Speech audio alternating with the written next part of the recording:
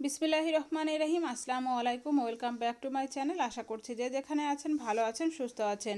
নতুন একটা রেসিপি নিয়ে চলে আসলাম আজকে আপনাদের সঙ্গে। পবিত্র শবে বরাত উপলক্ষে ছোলার ডালের হালুয়া রেসিপিটা করে দেখাবো। আশা করছি আপনাদের ভালো লাগবে। এর জন্য আমি এখানে মেজারমেন্ট কাপের 1.5 কাপ পরিমাণে ছোলার ডাল নিয়েছি। আর ডালটাকে আমি 2-3 ঘন্টা আগে পানিতে ভিজিয়ে রেখেছি।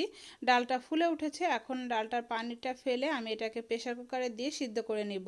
আর ডালটাকে আমি দুধ দিয়ে সিদ্ধ করে নিব। দুধটাকে আগে থেকে জাল করে আমি কিছুটা ঘন করে নিয়েছি। এখন এটাকে সিদ্ধ করে আমি ব্লেন্ড করে তারপরে ফিরে আসছি। তো ডালটাকে আমি সিদ্ধ করে ব্লেন্ড করে নিয়েছি। তারপরে এখানে আমি চুলায় চলে আসলাম। চুলায় একটা প্যান বসিয়ে দিয়েছি আর তাতে আমি প্রায় 3 থেকে 4 টেবিল চামচের মতো ঘি দিয়ে দিলাম। এখন অপেক্ষা করব ঘিটা গলে যাওয়া পর্যন্ত। ঘিটা যখন গলে যাবে সেই পর্যায়ে এখানে দিয়ে দিচ্ছি 1 টুকরা দারচিনির টুকরা আর দিয়ে দিচ্ছি একটা এলাচ। এলাচের মুখটা আমি ফাটিয়ে নিয়েছি। আর এই যে আমরা ডালটাকে ব্লেন্ডারে ব্লেন্ড করে নিয়েছি, তবে আপনারা চাইলে কিন্তু শিলপাটায় দিয়েও বেটে নিতে পারেন।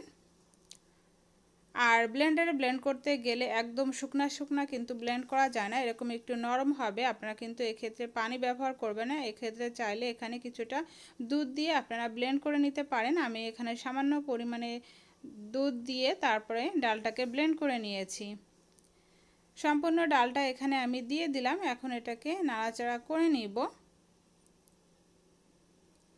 এটাকে আমি 2-3 মিনিটের মতো এভাবে ঘিয়ের সঙ্গে নাড়াচাড়া করে ভেজে নিব।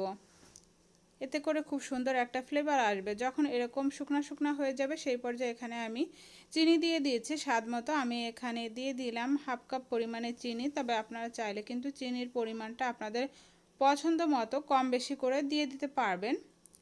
চিনিটা দিয়ে দিলে হালুয়াটা কিন্তু আবার অনেকটা নরম হয়ে যাবে, এরকম চিনি থেকে পানি ছাড়বে, এতে করে এরকম নরম হয়ে যাবে। তো কিছুক্ষণ জাল করলে আবার এটা শুকনো শুকনো হয়ে যাবে। এই পর্যায়ে এখানে আমি দিয়ে দিলাম স্বাদ মতো লবণ। আর এখানে আমি দিয়ে দিলাম 3 টেবিল চামচ পরিমাণে কনডেন্স মিল্ক। তবে আপনারা চাইলে কিন্তু এটা বাদ দিতে পারেন। আবার চাইলে কনডেন্স মিল্কের পরিবর্তে এখানে আপনারা পাউডার দুধও ব্যবহার করতে পারেন।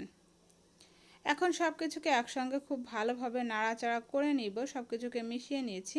আর এটাকে আমি আরও কিছুটা সময় জাল করে ঘন করে নিব।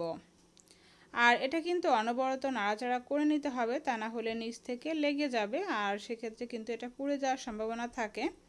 তো খুব ভালোভাবে অনবরত নাড়াচাড়া করে তারপরে আমরা হালুয়াটা রেডি করে নিব।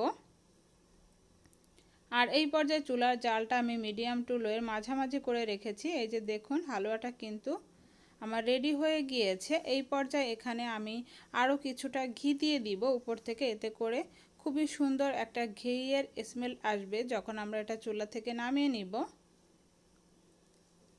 আমি এখানে আরও 1 টেবিল চামচের থেকেও আরও একটু বেশি পরিমাণে ঘি দিয়ে দিলাম। তবে এটা হচ্ছে আপনাদের পছন্দ মতো, আপনারা ঘিয়ের পরিমাণটা কম বেশি করে দিয়ে দিবেন। এখন আবারও আমি নাড়াচাড়া করে ঘিটা খুব ভালোভাবে মিশিয়ে নিচ্ছি। আর এখানে কিন্তু আপনারা বিভিন্ন ধরনের ড্রাই ফ্রুট ইউজ করতে পারেন, তবে আমি এগুলা কিছুই দিচ্ছি না, আমি এভাবেই রাখবো। কারণ হালুয়ার ভিতরে বিভিন্ন ধরনের ড্রাই ফ্রুটস দিয়ে দিলে আমার বাচ্চারা পছন্দ করে না, এজন্য আমি এটা দিচ্ছি না। এই যে আমার হালুয়াটা কিন্তু রেডি হয়ে গিয়েছে। এখন এটাকে আমি চুলা থেকে নামিয়ে নিব।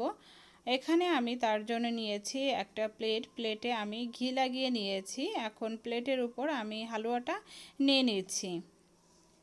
সম্পূর্ণ হালুয়াটাই এখানে আমি প্লেটের উপরে তুলে নিচ্ছি। এই যে এখানে আমি সম্পূর্ণ হালুয়াটাই নিয়ে নিলাম।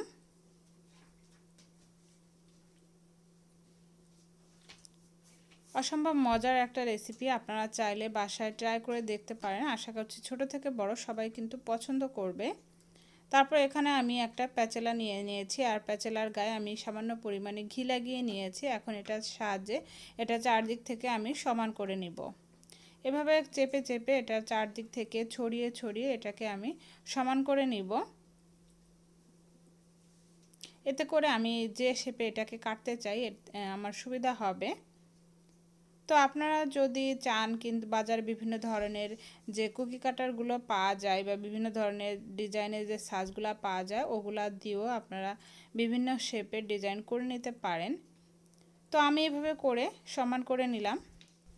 এখন আমি এটাকে রেস্টে রেখে দিব ঠান্ডা হওয়ার জন্য। যখন এটা খুব ভালোভাবে ঠান্ডা হয়ে যাবে সেই পর্যায়ে আমরা এটাকে কেটে নিব। তো এটা ঠান্ডা হয়ে গিয়েছে। তারপর এখানে আমি একটা ছুরি নিয়ে নিলাম, আর ছুরির গায়ে আমি সামান্য পরিমাণে ঘি লাগিয়ে নিয়েছি, এতে করে কাটতে সুবিধা হবে। তারপর এভাবে করে আমি আমার পছন্দ মতো শেপে কেটে নিচ্ছি। ছোট বড় যে কোনো সাইজেরই কেটে নেওয়া যাবে।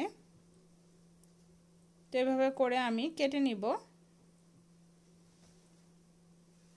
এখন এটাকে ঘুরিয়ে এদিক থেকে আবারও আমি কেটে নিচ্ছি।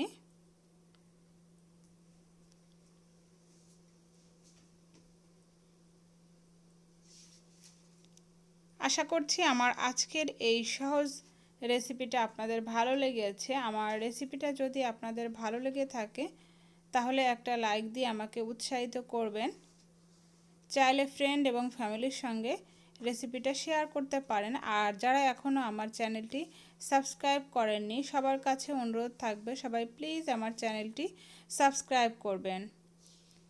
আজকের মতো এ পর্যন্ত। সবাই ভালো থাকবেন, সুস্থ থাকবেন। আগামীতে নতুন রেসিপি নিয়ে হাজির হব। আল্লাহ হাফেজ।